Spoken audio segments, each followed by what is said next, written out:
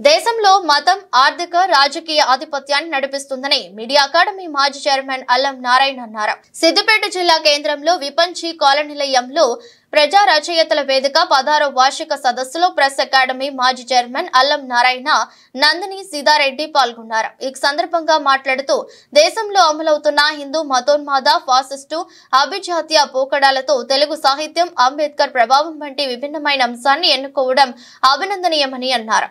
జాతీయవాదం అంటే మతం, జాతీయవాదం అంటే గ్రామనికల్ ఆర్డర్. ఇది పెరియార్ మాట. ఇవాళ సందర్భం ఎట్లా ఉన్నాయంటే మతం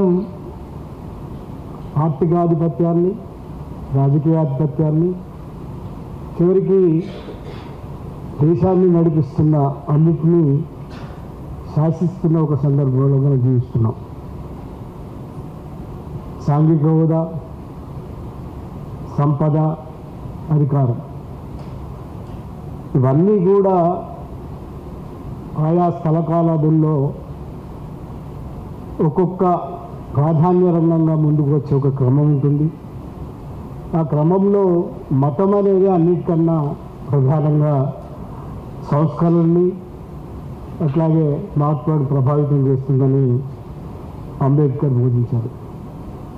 ఇప్పుడున్న సందర్భం అదే.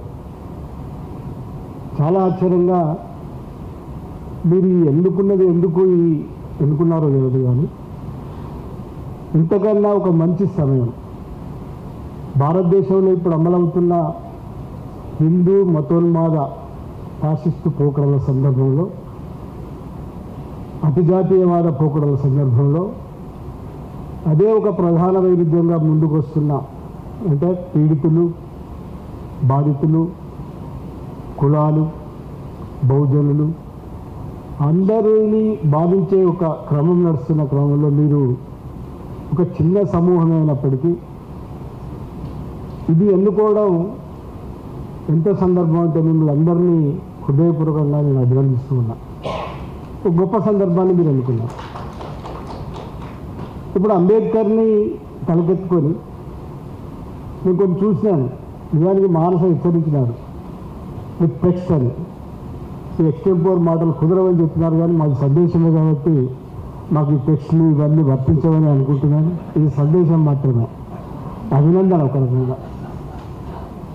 అంటే అంబేద్కర్ని ఈ సందర్భంలో మీరు తెచ్చుకోవడం అనేది నిజం కూడా ఎంత ప్రాసంగికత అంటే మీరే భవిష్యత్తు చూసినవాళ్ళు.